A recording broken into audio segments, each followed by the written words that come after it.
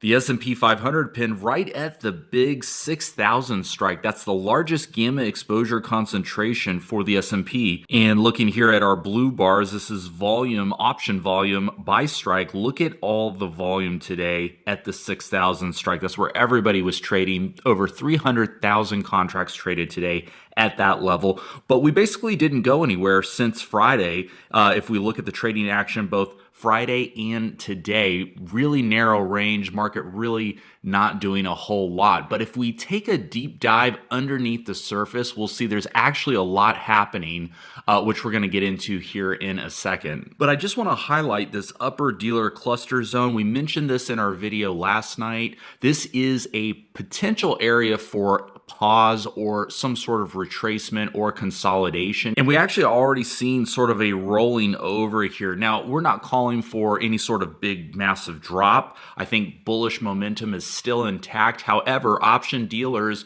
are selling the underlying security. In the case of the S&P 500, that's going to be S&P futures, adding selling pressure to the market. And I think that's what's happening here at these levels. So what we want to be watching for is volume coming in at these higher levels on an intraday basis. We want to see if the gamma exposure levels are increasing above the 6,000 strike. That would negate a lot of that dealer selling pressure. And so if that does come in, we could see some consolidation and a continued run up. But remains to be seen. We've got to monitor this on a real-time intraday basis to see what's really happening in the options market. Let's just pull the chart down just a little bit so we can see some of this other gamma exposure that's coming up here. 6,100, we mentioned that level yesterday. That is still growing. We're basically seeing from 6,000 to 6,200, a lot of interest coming in to the market at these levels. This is year-end positioning in the market. The holidays tend to be bullish, historically at least, and so it doesn't surprise me to see market participants coming in at these higher strikes. And these are primarily institutional investors on the S&P 500, and that's why I wanted to take a look at this in today's video, just to show you institutional investors are still bullish, even though we've had a massive run up and we're already up to the 6,000 level. Institutional investors are still positioning bullish. That doesn't mean that we can't have a pullback. And in fact, I think a pullback would be welcomed by many market participants who have missed the majority of this run up here.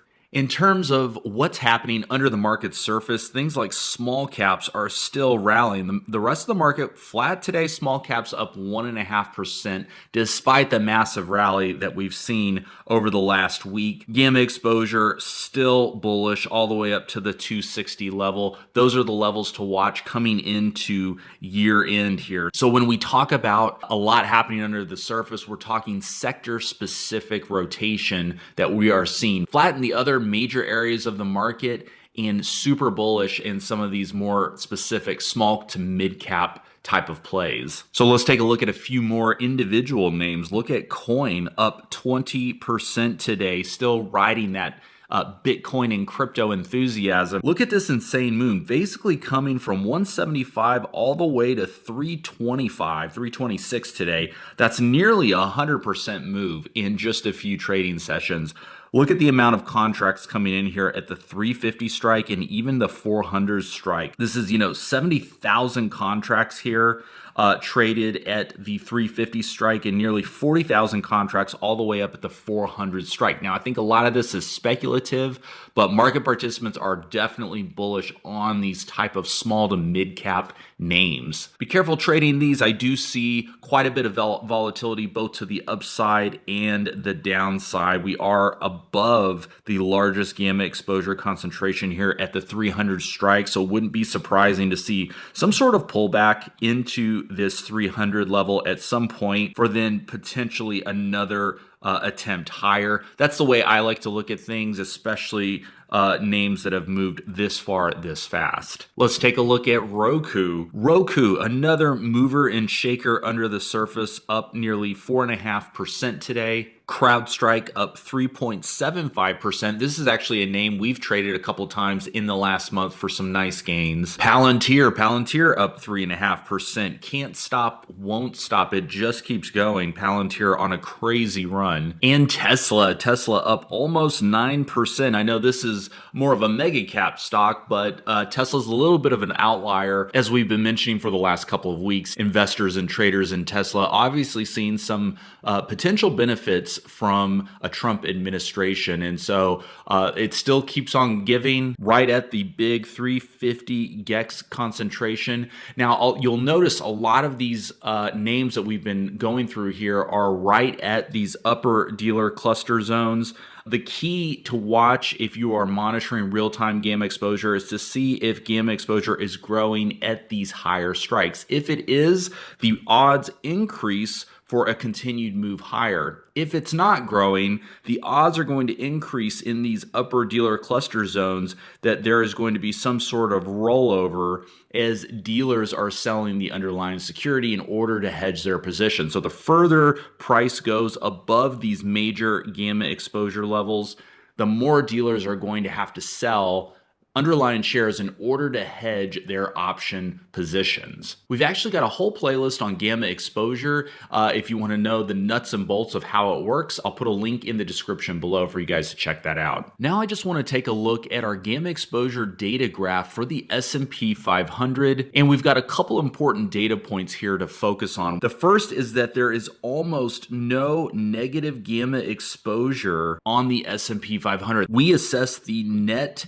gamma exposure levels, and on a net basis, there's almost no negative gamma exposure. That means that nearly every strike, gamma exposure on the positive side is outweighing the negative side. And that's why you see such a bullish looking GEX graph here. And I also just want to point out our GEX intensity gauge. This is helping us understand where in the gamma exposure spectrum we are currently sitting. So for the S&P 500, total gamma on a net basis is 1.5 billion on the positive side. And if we compare that to the historical ranges for gamma exposure, we can see the extreme on the negative side is negative 3 billion, and on the positive side is actually positive 3 billion. And up here in the middle is the zero delineator.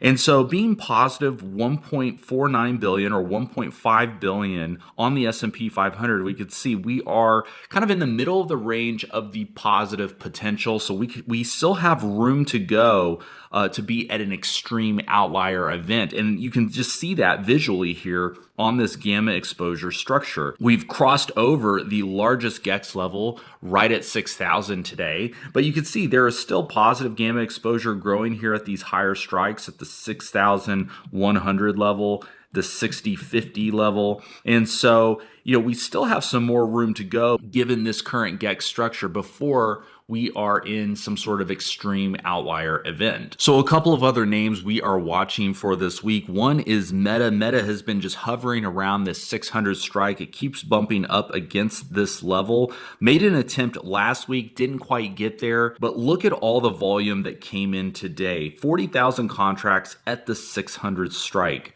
That is meaningful volume at the 600 level for Meta. And similarly, on the gamma exposure data, we're also seeing large gamma exposure continuing. This has been the case for the last month, going all the way back to the end of September. We were seeing large gamma exposure at the 600 strike, and it was maintaining this whole way. And that's why we keep seeing these attempts back up to that level. So bouncing off the zero GEX level like we did today wouldn't surprise me to see another leg higher, especially if market momentum continues in Meta. It's really not that far away to go from here anyways. We're already at 583. Another name I'm watching very closely is Google. Google trading just above the 180 level. You can see we've been in this zone multiple times over the last several weeks. Almost looks like the classic cup and handle pattern. One of the things that has my attention though is this gamma exposure at the 185 strike. That was the largest volume today, also at the 185 strike, over 15,000 contracts traded. And so coming into tomorrow, I'm going to be taking a look at this 185 strike. My bet is